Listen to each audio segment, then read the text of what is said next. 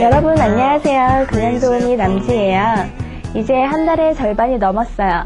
진짜 날이 빠르게 지나가는 것만 같아요. 이제 2주도 넘겼고 남은 목표는 20일인데 이제 불과 4일밖에 안 남았어요. 여러분 오늘도 지희랑 여러가지 금연 이야기를 하시면서 파이팅 아셨죠? 오늘은 시작부터 담배 때문에 발생하는 질병에 대해서 이야기를 해드리려고 하는데요. 오늘의 질병은 남성분들은 걸리고 싶어도 걸릴 수 없는 암이랍니다. 바로 자궁경부암. 자궁경부암은 그 발생 빈도에 있어서 우리나라 여성암 중에 가장 많은 암이라고 합니다. 이 암은 주로 위생 상태가 좋지 않다든지 생활 수준이 낮은 나라에서 많이 발생되는 암이어서 이렇듯 아직 그 발생 빈도가 높은 것은 매우 수치스러운 일이라고 할 수 있는데요. 그런데 최근 이 자궁경부암 또한 흡연자에서가 비흡연자에서보다 2배 내지 3배 더 발생되고 있다는 연구 보고가 나오고 있으며 실제로 흡연 여성들의 자궁경부 분비물 중에 니코틴과 니코틴 대사 물질이 발견되고 있어 흡연과 자궁경부암 발생 간의 관련성을 더욱 뒷받침해주고 있습니다. 주목할 일은 20대 젊은 여성 흡연자들에게서 자궁경부암 발생 위험이 비흡연자보다 무려 17배 정도나 높다는 점인데 이는 다른 이 연령층에서의 자궁암 발생 위험 요인과 함께 흡연 효과가 비교적 빠른 시간 안에 영향을 미치는 것으로 생각이 된다고 합니다. 맞아요.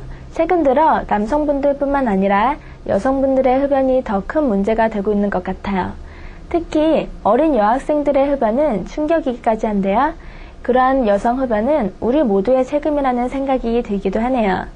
여러분들처럼 금연에 성공하시는 분들이 많아져야 우리 사회의 여성 흡연도 감소되리라 저 지희는 믿습니다. 오늘은 담배에 관한 유머 한 가지 해드릴까요? 샤론 스톤과 실베스터 스탈론이 이야기를 하고 있었다. 담배를 피던 스톤이 담배꽁초를 버렸는데 글쎄 희한하게도 담배꽁초가 딱 서는 것이었다.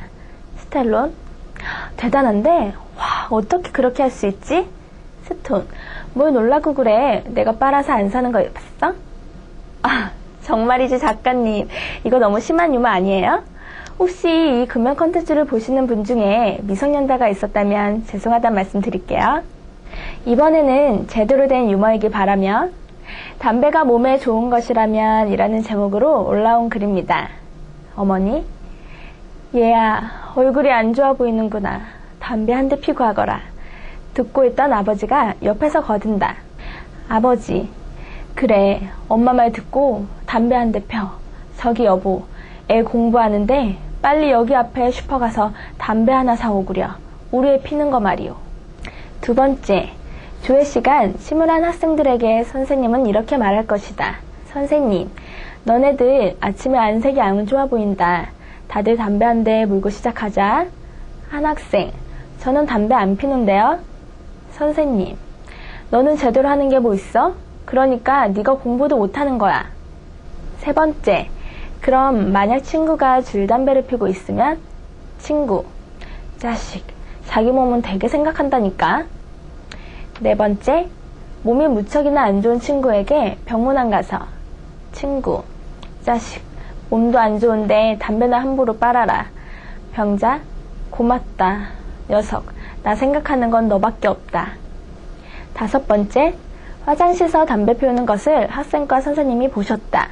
선생님: 야, 이 자식 왜 공부를 잘하는가 했더니 화장실에서까지 담배를 피네 그려. 건강하면 공부도 잘하는 법이지. 학생: 선생님도 하나 피우시겠어요? 선생님, 닭똥 같은 눈물을 흘리면서 자식, 선생님을 끔찍히도 사랑하는구나. 여섯 번째, 꽁초 물고 있는 여자친구를 보았을 때. 남자친구: 필터 끝까지 빨아. 그래야 애기도 쏨풍 나온대. 여자친구: 아이 몰라. 나 요즘에 종류별로 피고 있단 말이야. 영양도 생각해야지. 호호. 남자친구: 역시 내 색식감은 너뿐이야.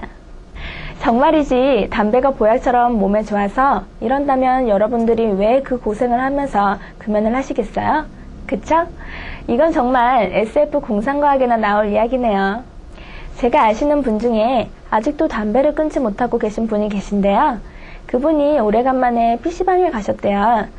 그런데 흡연석과 급연석으로 자리가 나누어져 있었다는데요. 흡연석은 아주 비좁고 금연석은 널널하게 되어 있었다고 해서 다시 한번 금연의 필요성을 느낀다는 말씀을 하시더라고요. 여러분은 이제 PC방에 가시면 흡연석 쪽에 있는 사람들에게 부러움을 사시면서 넓은 자리에서 게임을 즐기실 수 있으시겠네요. 그래서 드리는 말씀인데요. 뉴욕에선 개인 사무실에서도 옆 사람의 허락을 받아야 흡연이 가능하게 됐다고 하고요.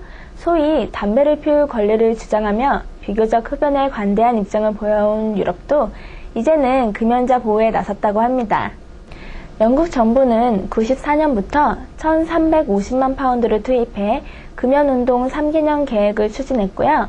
영화, TV, 라디오에서 담배 광고는 완전 금지했다고 합니다. 또 독일은 학교와 청소년 단체 주변에 담배 자판기 1만 5천여 개를 철거했고, 이탈리아 정부는 지난해 초 정부기관 사무실과 대중교통수단 내에 금연을 강화하는 법안을 채택했다고 합니다. 물론 흡연자의 자리는 아시아에서도 줄어들고 있다고 합니다.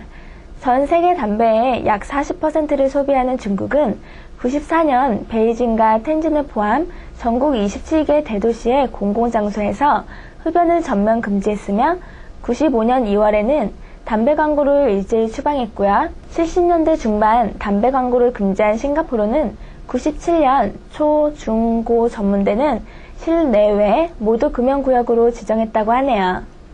대만의 일부 대학은 교내 흡연이 2회 이상 발각되면 사회봉사를 시키거나 퇴학시키고 있다고 하니 교내 흡연을 금지시키는 우리나라의 몇몇 대학들도 앞으로 더 강력한 학칙을 만들 것도 같아요.